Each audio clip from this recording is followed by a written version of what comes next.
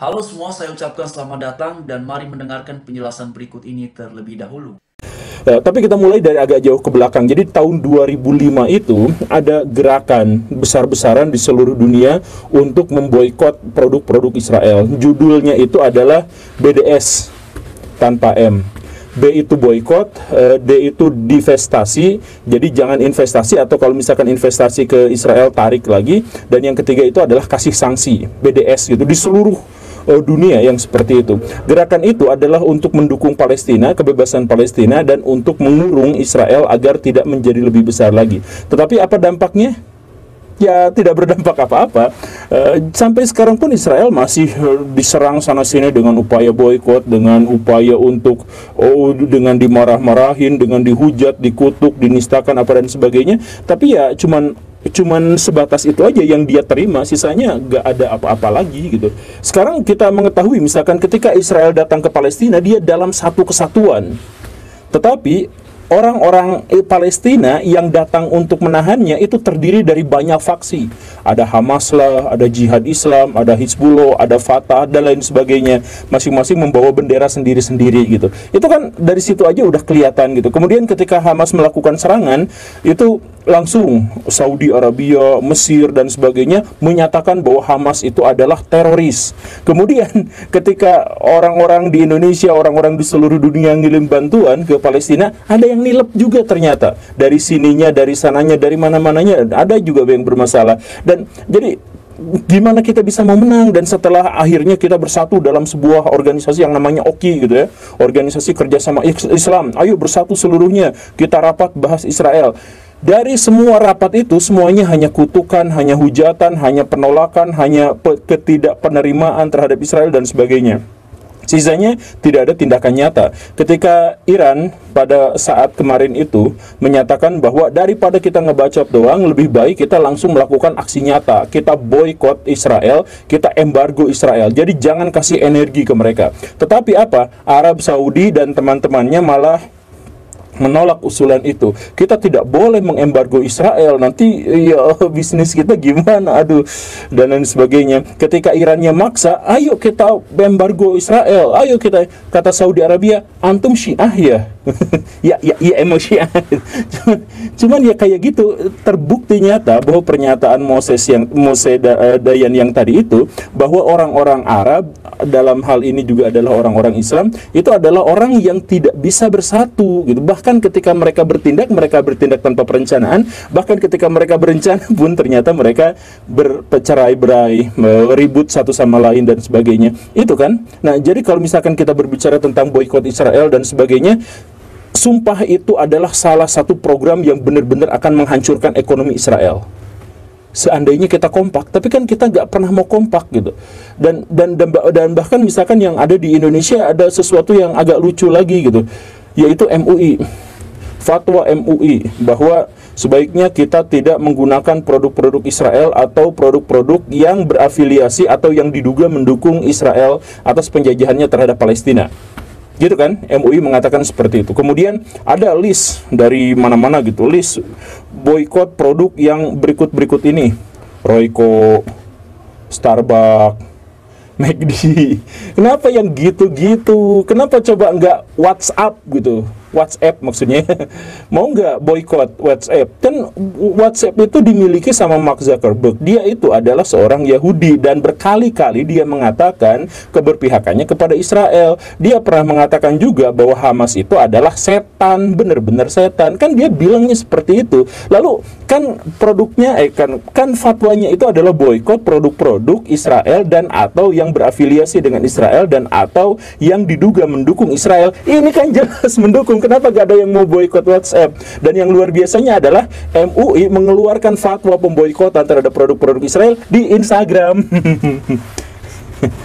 Coba menurut Baraya bagaimana? Ya maksud saya gini Baraya, please lah, kalau misalkan kita mau melawan Israel, kalau memang benar-benar kita bikin sebuah premis bahwa Israel sama dengan penjahat, karena itu kita harus melawan penjahat, maka kita harus melawan Israel. Anggaplah yang sederhananya kayak gitulah. Nah, bagaimana cara ngalahin si penjahat itu? Ya sederhana, yang pertama itu adalah kembangkan minat baca agar kita jadi ahli strategi dan agar kita ngerti strategi asing. Kemudian garap ilmu pengetahuan dan teknologi agar kita tidak ketergantungan sama produk-produk Israel dan produk-produk Barat. Kan masalahnya itu adalah kita nggak bisa ngeboikot karena kita butuh mereka gitu, lebih-lebih daripada mereka butuh kita. Jadi itu dia kawan-kawan dan Bapak Ibu semua, cuplikan videonya sebagaimana sudah kita simak bersama, satu penjelasan ataupun satu uraian menarik ya yang disampaikan oleh Mas Guru Gembul, dan karenanya bagaimana menurut kalian? Dan di sini juga ada beberapa informasi terbaru ya, kita lihat dulu di sini ya, dijelaskan bahwa kronologi Arab Saudi ya menangkap jemaah pakai kefiyeh Palestina di Mekah. Ini beberapa jam yang lalu kawan-kawan ya. Lalu kemudian juga di sini ada Arab Saudi tangkap jemaah umroh yang mendoakan dan tunjukkan solidaritas untuk Palestina. Nah ini dia Bapak Ibu ya. Jadi ini semua berlangsung di tengah-tengah sedang ramainya, sedang hangat-hangatnya pembahasan mengenai apa yang sedang berlangsung di sana antara Israel versus Hamas ya. Dan juga memang tidak bisa kita pungkiri bahwa ramai juga ya seruan mengenai Save Palestine. Karena begini Bapak Ibu semua, apa yang sedang berlangsung di sana kan juga tidak bisa dipungkiri ya, bahwa banyak sekali warga biasa ataupun masyarakat biasa terutama yang ada di kota Gaza yang kemudian menjadi korban ya. Dan demikian pula dengan pihak Israel, banyak juga masyarakat ataupun warganya yang menjadi korban. Karena itulah kalau saya secara pribadi tetap melihat ini dalam kacamata kemanusiaan, dan dalam kacamata kemanusiaan yang mau melihat pada kedua belah pihak ya, terutama masyarakatnya yang menjadi korban baik yang ada di Israel maupun yang ada di Gaza. Tentu kita semua, saya secara pribadi prihatin Bapak Ibu ya, kasihan dengan masyarakatnya yang kemudian mendapatkan kesulitan, mengalami situasi yang begitu sangat memprihatinkan atas situasi yang sedang berlangsung ini. Karena itulah penting sekali untuk ya adanya seruan bahwa kondisi ini harus segera berakhir. Nah kemudian Bapak Ibu semua, mari kita lihat dulu kalau di bangsa kita di Indonesia memang sudah sangat jelas ya, bahwa masyarakat kita ini pada umumnya adalah membela pihak Palestina. Tetapi sebenarnya begini kawan-kawannya, oleh karena ramai-ramai seruan untuk save Palestina ini, akhirnya kan seolah-olah bahwa apa yang sedang berlangsung ini adalah Israel versus Palestina. Padahal sebenarnya pertama ya, secara tegas Israel juga sudah mengatakan bahwa mereka ini tidak sedang berperang melawan rakyat Palestina ataupun Palestina, tetapi adalah terutama teroris Hamas, yaitu yang kemudian disampaikan oleh Israel. Yang kedua adalah dari pihak pemerintah Palestina sendiri melalui presidennya itu juga sudah menyampaikan bahwa serangan Hamas beberapa waktu yang lalu tidak mewakili rakyat Palestina. Bahkan Bapak Ibu kemarin ya, Bapak Ibu juga bisa melihat di sesi kita sebelumnya ada penjelasan dari yang disebut sebagai Menteri Agama, yang Menteri Agama dari Palestina mengatakan bahwa ya yang dilakukan oleh Hamas itu tidak ada kaitannya dengan orang Palestina katanya ya. Itu mereka hanya lakukan ya karena memang mereka mau melakukannya. Jadi itu yang disampaikan kemarin Bapak Ibu. Yang lebih lengkapnya Bapak Ibu bisa perhatikan ya di sesi kita sebelumnya. Dan mari kita lihat di sini ya, di tengah-tengah ramainya pembahasan mengenai pembelaan ataupun dukungan kepada rakyat Palestina ataupun kepada Hamas di sini kawan-kawan Bapak Ibu semua, justru di sini ya diramaikan mengenai pihak dari Arab Saudi yang justru menangkap ya jamaah yang menggunakan kafiyeh ya. Ini dia Bapak Ibu ya, kafiyeh ini seperti ini Bapak Ibu ya. Coba kita kasih lihat dulu ya, ini kafiyehnya seperti apa kawan-kawan. Ini dia teman-teman ya. Ini dia ya, kafiyeh ini tampaknya seperti ini Bapak Ibu. Ini baru kafiyeh ya teman-teman ya, dan ternyata ditangkap Bapak Ibu ya oleh otoritas Arab Saudi ya. Coba kita lihat di sini teman-teman ya, ini ya oleh otoritas Arab Saudi itu ditangkap ya. Ini begini kawan-kawan ya, saya tidak tahu ya apakah sudah ada tanggapan dari saudara-saudari yang kemudian beberapa waktu belakangan berseru mengenai memboikot produk Israel ya. Karena kan seruannya begini kawan-kawannya, produk yang pro Israel itu diboikot, lalu kemudian produk Israel juga diboikot ya. Kalau yang pro-nya saja diboikot, bagaimana produknya? Pasti tentunya lebih lagi ya semangat untuk diboikot kawan-kawannya. Tapi begini Bapak Ibu semua ya, apakah nantinya ya setelah pihak dari Arab Saudi ini juga ya bahkan menangkap ya jemaah yang kemudian mendoakan ya Palestina katanya di Mekah ya, apakah nanti bakalan muncul seruan yang sama? Nah ini dia Bapak Ibu ya, ini kita juga sedang lihat nanti apakah bakalan muncul kecaman yang sama ya atau bagaimana Bapak Ibu ya, nanti kita tunggulah ya seperti apa. Tetapi ini yang kemudian sudah ramai sekali, dan tadi Mas Guru Gembul ini juga menyoroti terkait dengan kenapa ya yang diserukan ibu itu hanya hal-hal yang menurutnya kok kayaknya bumbu-bumbu ya segala macamnya dan segala macamnya ya. Kenapa bukan seperti WhatsApp katanya, WhatsApp ya, WA kawan-kawannya, WhatsApp ya. Kenapa bukan seperti IG gitu ya? Karena sebagaimana tadi penjelasan dari Mas Guru Gembul ya, Karena Mark Zuckerberg itu kawan-kawannya sebagai pemilik Facebook ya ataupun CEO teman-teman ya, itu kan jelas sekali ya dia sudah mengecam Hamas ya dan menganggapnya katanya menurut uraian dari Mas Guru Gembul adalah menganggapnya ya Hamas itu adalah setan katanya Bapak Ibu. Nah kemudian teman-teman mari kita lihat ya ini saya coba kasih tunjuk dulu ya kepada Bapak Ibu semua ya. Jadi begini teman-teman ya. Oke, saya berharap ini bisa kelihatan. Oh, enggak ini teman-teman. Ini dia Bapak Ibu ya. Jadi Facebook itu teman-teman, ya ini ada tiga sebenarnya. Ada Facebook, ada WhatsApp, ada Instagram. Itu kan apa namanya perusahaan yang menaungi ya. Ada satu perusahaan yang menaunginya ya. Itu adalah disebut sebagai Meta ya. Ini perubahan nama teman-teman. Jadi Meta ini teman-teman ya.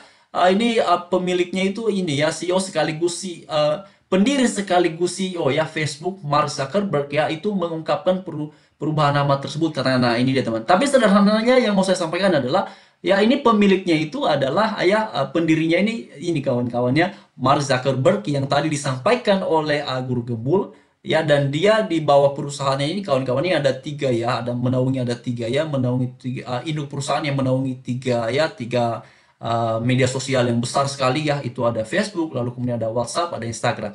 Nah kemudian Bapak Ibu tadi saya juga cari ya karena kan tadi apa namanya Guru Gembul juga menyoroti terkait dengan apa nama itu di posting ya apa namanya di postingnya di media sosial ya mengenai fatwa itu ya. Nah tadi saya cari kawan-kawan. Nah di sini ya Bapak Ibu bisa lihat ya sebentar ini kurang ini ya sebentar kawan-kawannya ini supaya bisa kelihatannya teman-teman. Oh sebentar Bapak. Oke, ini dia Bapak Ibu. Mudah-mudahan di Bapak Ibu kelihatan ya. Oke, ini dia teman-teman ya. Kelihatan. Lalu mari kita lihat sini Bapak Ibu ada apa namanya postingan terkait dengan fatwa itu ya. Sebentar. Oh, ini kurang kelihatan kawan-kawannya.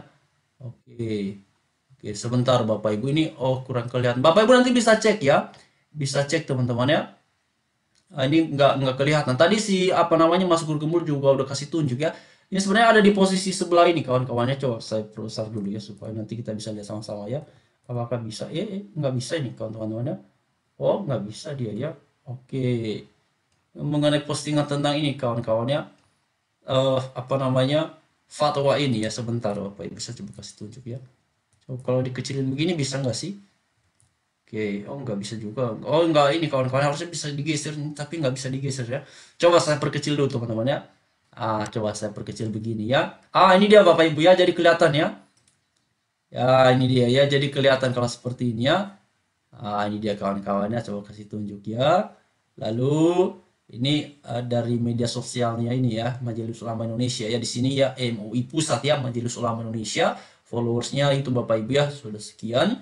Lalu kemudian mari kita lihat di sini postingannya ya. Ini dia Bapak Ibu ya. Dampak fatwa haram ya. Oke, ada tadi teman-teman ya.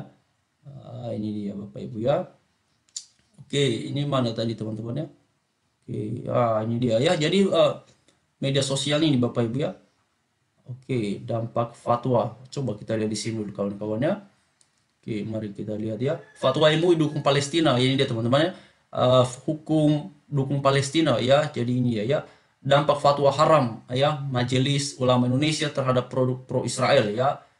Dampak fatwa haram. Oke, itu diuraikan kawan-kawan. Nah, itu dia teman-teman ya. Mana kemarin ya kayaknya ada tadi ya yang ditunjukin oleh Mas Guru Gembul ini. Oke, teman-teman ya. Oke, mari kita lihat dulu sini Bapak Ibu. Sambil kita cek kawan-kawannya sebentar ya.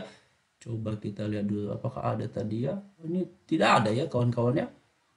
Mengenai postingan apa namanya? Apakah ada Bapak Ibu? Ya. Oke, ini ya. Tidak ada kawan-kawannya, tidak ada ya. Tapi yang ada di sini ini kawan-kawannya, yang diposting itu adalah ini dia ya.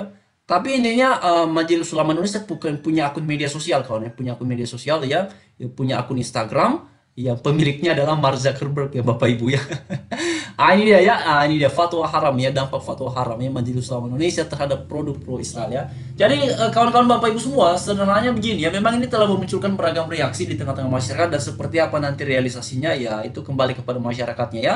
Tapi poinnya adalah ya apapun yang kemudian pro kontra di tengah-tengah masyarakat, kalau saya secara pribadi tetap melihat ini dari sudut pandang kemanusiaan dan karena itulah penting sekali mari kita terus suarakan apa yang baik, apa yang benar dan semoga situasi di sana segera menjadi kondusif ya, segera menjadi membaik dan menjadi kondusif ya. Terima kasih, salam sejahtera bagi kita semuanya.